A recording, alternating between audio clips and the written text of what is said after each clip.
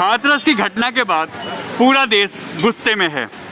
जगह जगह candle march निकाले जा रहे हैं और उस बिटिया को जो अब इस दुनिया में नहीं है और उसके साथ जो भी इस तरीके के घिनौना हरकत करने वाले लोग हैं उनको फांसी की सज़ा के लिए लोग अब सड़कों पर निकल आए हैं, इसकी डिमांड कर रहे हैं। और उनका कहना है कि कानून और नियम ऐसे बने कि अब सीधा न्याय हो, लंबा इंतज़ार नहीं, लंबी लंबी डेट नहीं और कई साल का इंतज़ार नहीं।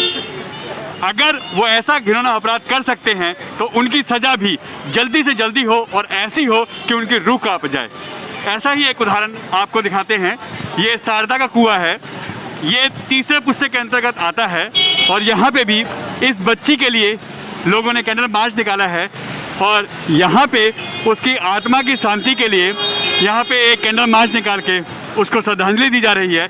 भगवान से उसकी आत्मा की शांति के लिए प्रार्थना की जा रही है। गौरव शर्मा जी हमारे साथ हैं, हम उनसे बात करते हैं। गौरव जी, कैसे उस बच्ची के लिए न्याय मिलेगा? देखिए, प्रतिदिन देश में जो है 100 बलात्कार जो है एवरेज है, जो 100 बलात्कार होते हैं, जो मीडिया में आ जाते हैं वो इस तरीके से लोगों की नज़रों में आ जाते हैं, मगर बहुत से ऐसी पीड़िता होती हैं जिनकी कोई सुनवाई भी करने वाला नहीं होता। जब एक दिन में प्रधानमंत्री जी नोटबंदी लागू कर सकते हैं, एक दिन में GST लागू कर सकते हैं, तो क्या कारण है जो एक दिन में बलात्कारियों को फांसी की सज़ा नहीं दी जा सकती? हमारा सिर्फ और सिर्फ एक ही बात हम मोदी जी से और योगी जी से करना चाहते हैं कि फास्ट ट्रैक कोर्ट्स बनाई जाए और इतना डिले ना किया जाए। जैसे पहले जो निर्भया को इतने दिन लगे इंसाफ मिलने में, जल्दी से जल्दी इन लोगों को फांसी होनी चाहिए। पूरा देश पीड़िता के परिवार के साथ खड़ा हुआ है और हम लोग आज सबके सब भावपूर्ण श्रद्धांजलि देने के लिए पीड़िता को सब लोग एकत्रित हुए हैं, उसके आत्मा की शांति के लिए एकत्रित हुए हैं। विधायक जी, आप बताइए कि ये तो बराबर हो रहा है। अब जब से निर्भया कांड हुआ है तब से अब तक करीब 2.5 लाख रेप केस हो चुके हैं, हालात सुधर नहीं रहे, बिगड़ रहे हैं। देखिए, ये बहुत बुरा ये घिनौना अपराध है। बच्ची चाहे किसी की भी हो, वो सबकी बच्ची है, बच्ची तो बच्ची है।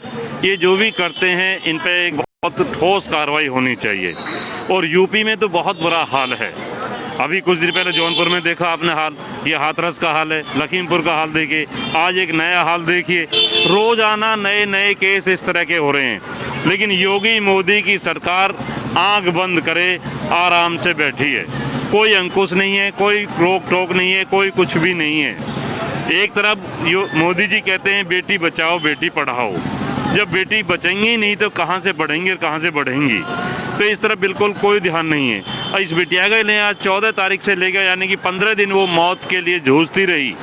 वहाँ पर उसके साथ एक ये समझ लिए कि बहुत ही घिनौना अपराध वहाँ हुआ, उसका वहाँ इलाज ठीक से नहीं मिल पाया। यहाँ दिल्ली में लेकर आए, एम्स हॉस्पिटल में ले गए, इतना बड़ा एम्स हॉस्पिटल है, वहाँ उसको एडमिट नहीं किया गया। उसके बाद सफदरजंग हॉस्पिटल में लेकर आए, वहाँ वो मौत के बीच जंग लड़ती रही लेकिन वो नहीं बच पाई। उसके बाद उसके परिवार वालों को उसकी बॉडी तक नहीं दी गई। हमारे हिंदू रिवाज के अंदर सभी जितनी भी डेड बॉडी होती है इनमें रात को अंधेरे में दिन छिपने के बाद कभी भी अग्नि नहीं दी जाती है। लेकिन उसको ऐसी क्या मजबूरी थी कि रात को बिगर परिवार वालों को दिखाया तक कि नहीं, रात को 2:30 बजे उसमें अग्नि दे दी गई। मैं तो समझता हूँ कि योगी मोदी जी बे औलाद हैं, उनको औलाद का दर्द नहीं पता कि औलाद का दर्द क्या होता है। उनको ये बात समझनी चाहिए। और योगी जी अगर संत हैं तो किसी मंदिर में जाके बैठ जाएं, मंदिर में जाके पूजा कर लें। उनको राष्ट्र देश से कोई लेना देना मुझे नहीं लगता। और मैं तो उनसे यही मांग करता हूँ कि वो अपना इस्तीफा दें और अपने किसी मंदिर में जाकर पूजा पाठ करने बैठ जाएं। और हम चाहते हैं कि इसमें जो भी दोषी है उनको फास्ट ट्रैक के अंदर लिया जाए और जल्दी से जल्दी उनको चौराहे पर फांसी लगाई जाए, जिससे कि आने वाले टाइम में और लोगों को भी आंखें हों। ये दिन पे दिन रोजाना एक नई घटना बढ़ती जा रही है, क्योंकि डर नहीं है, भय नहीं है, रोज ये घटना हो रही है। तो मेरा तो यही कहना है कि इसको जल्दी से जल्दी और इस तरह के जो भी अपराधी हैं उनको सरेआम फांसी दी जानी चाहिए।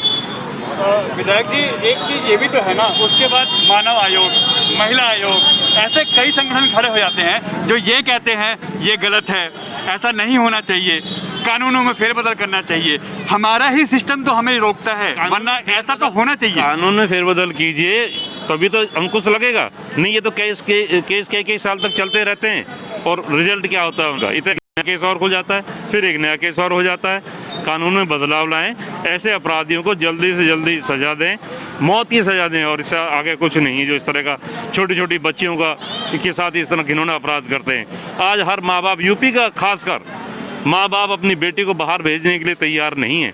वो ये डरता है कि सुबह भेज के शाम तक मेरी बेटी सुरक्षित आएगी भी या नहीं आएगी। उसके दिल में ठाकुर साहब, एक चीज़ हम यूपी में जो ये हुआ है इसके लिए तो हम शोर मचा रहे हैं, हम कैंडल मार्च निकाले, हम सब कुछ कर रहे हैं, जबकि वो बेटी आज इस दुनिया में नहीं है। इसके 3 दिन बाद ही राजस्थान में 3 बेटियों के साथ यही अपराध होता है। उसके साथ पूरा 24 घंटे तक गैंग रेप होता है, थाने में कंप्लेंट होती है, मगर वो जिन्होंने ये गैंग रेप किया है उनको अरेस्ट किया गया है आज तक, और ना ही कोई सजा की बात होती है। तो सिर्फ यूपी ही क्यों, क्या इलेक्शन टारगेट है? इलेक्शन टारगेट कुछ भी नहीं है। ज़्यादातर देश की जो व्यवस्थाएं चलाती हैं वो केंद्र सरकार चलाती हैं, और केंद्र सरकार के डिसीजन आपने देखे होंगे इस तरीके के हैं कि ना तो वो किसी मानव आयोग की, ना ही किसी समाज की, ना ही लोगों की सुनती है। जब उन्हें नोटबंदी करनी होती है 24 घंटे में नोटबंदी हो जाती है, जीएसटी लगनी होती है, बिना प्लानिंग के कितने भी विरोध के बाद उनके कानून नहीं रुकते। तो चाहे वो केंद्र की सरकार है, उसके पास सारी पावर है, चाहे राजस्थान के अंदर कोई केस हुआ हो या यूपी के अंदर कोई केस हुआ हो। हम सभी की मांग ये है कि अपराधियों को भारी से भारी, बड़ी से बड़ी सजा देनी चाहिए, जिससे कि वो इस तरीके का गुनाह हमारी बेटियों के बहनों के साथ करने से उनकी रूह कांपे और आगे आने वाली जनरेशन को भी सबक मिले। तो ये थे हमारे साथ यहाँ पे जो कैंडल मार्च कर रहे हैं पूर्व विधायक सिद्धार्थ शर्मा जी, गौरव शर्मा जी और प्रेमपाल ठाकुर जी, और साथ ही साथ वो सभी युवा, वो सभी लोग यहाँ के क्षेत्र नागरिक जिन्होंने शारदा के कुआं पे उस बच्चे की श्रद्धांजलि के लिए ये आयोजन किया है, और साथ ही साथ कैंडल मार्च के निकाल के भगवान से प्रार्थना की है कि उस बच्ची को शांति मिले, भगवान उसको अपने चरणों में स्थान दे। मगर एक क्वेश्चन जो हमेशा खड़ा होता है, क्योंकि निर्भया कांड से लेके अभी तक, आज की डेट तक 2.5 लाख प्लस केस आ चुके हैं जो रेप के हैं, चाहे यूपी हो, चाहे राजस्थान हो, पंजाब हो या बिहार। कानून ऐसा बने कि ना किसी की चले और ना ही किसी की पावर काम आए, नियम एक जैसा हो और न्याय एक जैसा हो। न्यूज़ भारत टीवी, करतार नगर।